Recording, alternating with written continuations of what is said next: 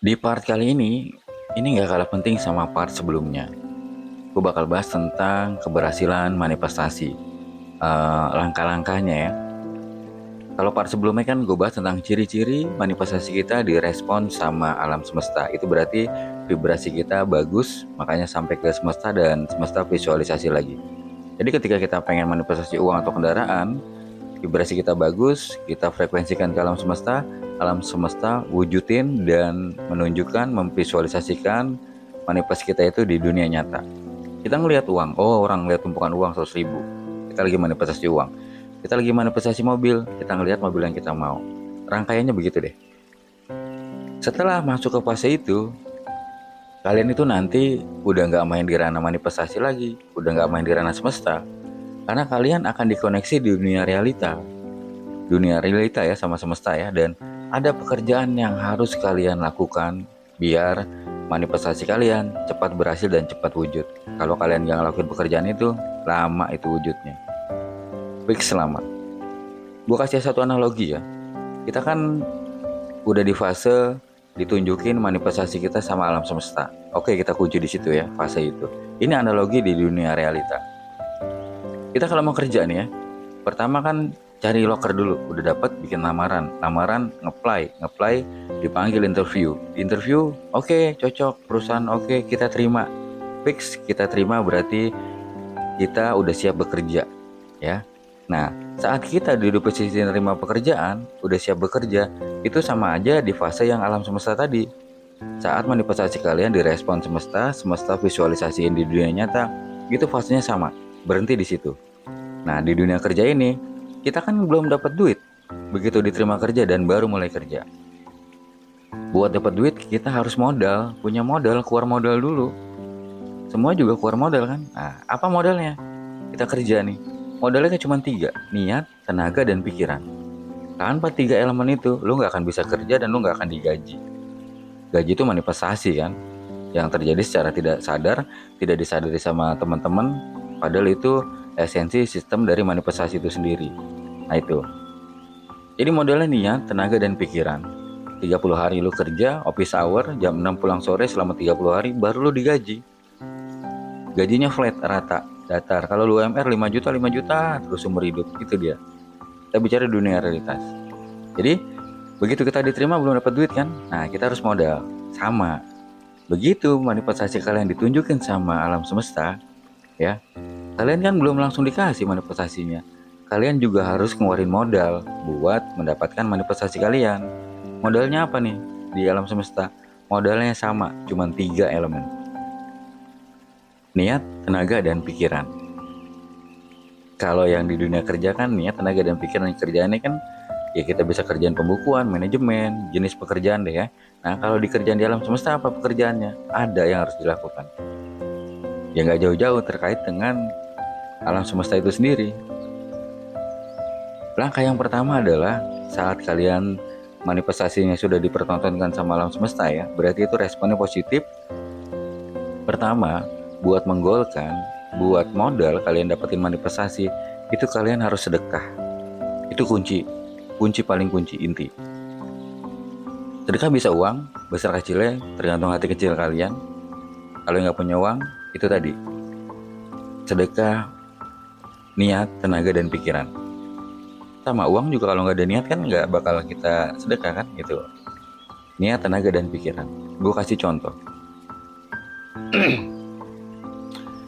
Kita kadang abai tentang apa yang kita dihadapkan di kehidupan kita hari esok, peristiwa yang dihadirkan ya. Kita kadang abai, kita nggak peka. Ya karena mungkin nggak terkoneksi ya. Kalau lagi manifestasi, peristiwa yang lain juga sama gue pikirnya. Tapi kita bicara manifestasi dulu deh. Setelah kita manifestasi, kita udah harus peka, aware tentang apapun yang kita hadapi nanti peristiwa itu adalah sinyalemen pekerjaan dari semesta. Kita harus udah berpikir positif dan menganggap itu semesta yang menghadirkan buat kita mendapatkan manifestasi kita. Contoh, ketika lu lagi jalan, lu ngeliat ada sampah berserakan, itu di daerah jauh, bukan daerah tempat tinggal lu, lingkungan lu, tapi daerah luar misalkan ya. Kita kan pasti ngeliat tuh mata kita kan, sampah berantakan tuh, gini gimana sih orang-orang? Itu. Kita pernah peka nggak? Kenapa ya? Kok gue yang tergugah ya? Kenapa gue sampai menilai mengomentari sampah itu, sementara yang orang yang lewat tuh lewat-lewat aja. Kalau kalian percaya apa yang terjadi di dunia ini tidak terjadi secara kebetulan, itu udah ada yang menghendaki dan rencana, kalian harusnya peka bahwa ini jangan-jangan pekerjaan yang diberikan dari alam semesta. Kita harus bersihin, kita harus rapiin. Satu, kalau dibersihin, orang sekitar walaupun kita nggak kenal itu akan terhindar dari penyakit. Kedua, yang paling penting adalah alam, lingkungan itu bersih. Nah itu kan pekerjaan sederhana, tapi kadang kita nggak punya niat, malu, gengsi kan. Apalagi lagi setelan rapi kan, gengsi, nggak ada yang mau tuh akhirnya lewat. Atau kita lagi jalan, ngelihat ada nenek-nenek menyeberang, atau orang nyebrang dari dorong gerobak nyebrang, takut kena mobil apa dia kagok. Kita ngelihat pasti kan, ngelihat doang tapi diem. Kita peka nggak? Kenapa ya sampai gue yang ngelihat gini dan punya ada tak di hati gitu kan? Nah kalau kita peka, jangan-jangan ini yang harus gue lakuin, menolong orang, jadi apa yang dihadirkan sama alam semesta gitu. Atau bisa jadi ada beling di jalan. Kadang hal-hal sepele loh, tapi kita abaikan, kita lewat aja. Dengan begitu, lu udah menjaga ekosistem lingkungan. Lingkungan itu bicaranya semesta. Atau lu ada pohon yang jatuh ranting, nggak disingkirin, lu ngerusak pohon, itu nggak boleh kan? Lu jaga, gitu kan? Banyak banget variabel-variabelnya yang udah gue bikin di metode Morilis, dan itu udah banyak diterapin di apa ya? Mereka yang ikut kelas gue dulu di 2024, 2025 ini gue nggak buka kelas ya, jadi udah mereka praktekin, alhamdulillah udah rata-rata berhasil ya, yang bener-bener diikutin variabelnya. Nah itu, kadang kita abai dengan hal yang sederhana kayak gitu. Jadi sama modalnya, niat, tenaga, dan pikiran. Kalau kalian konsisten, itu cepat lambat manifestasi itu jadi milik kalian. Fix. Pekerjaan alam semesta kita nggak tahu, proses waktunya kapan-kapannya nggak tahu, bisa 30 hari, bisa di bawah 30 hari. Hasilnya juga kita nggak tahu. Yang pasti hasilnya kalau pekerjaan dari semesta itu rezeki kita terduga itu berkali-kali lipat dari apa yang kita harapkan. Itu pengalaman gue ya, jauh dari yang kita harapkan. Kayak gue misalkan gue bermanifest waktu itu cuma 3 juta kalau nggak salah, gue dapat sekitar 30 juta. Itu udah lama banget ya, udah lama banget, dan variasi. Kadang kalau kita minta, gue pernah minta 100 juta dapetnya cuma 2 juta. Jadi artinya itu nggak bisa jadi parameter tolak ukur. Tapi yang pasti nggak ada manifestasi yang nggak berhasil. Yang ada cuman cepat atau lambat. Tapi kalau kalian ikutin variabelnya, itu insya Allah waktunya tuh cepat buat kalian dapat manifestasi. Baik uang, kendaraan, rumah, apapun itu juga.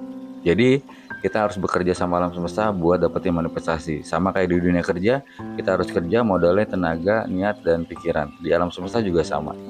Hal-hal sederhana tapi susah dilakukan karena kita bicaranya kan pribadi. Kita mau peduli nggak sama orang? Kita mau menolong orang nggak? Kita mau sedekah nggak? Pekerjaannya itu doang, dan lu bakal dibayar dengan manifestasi yang lo inginkan. Semoga bermanfaat ya.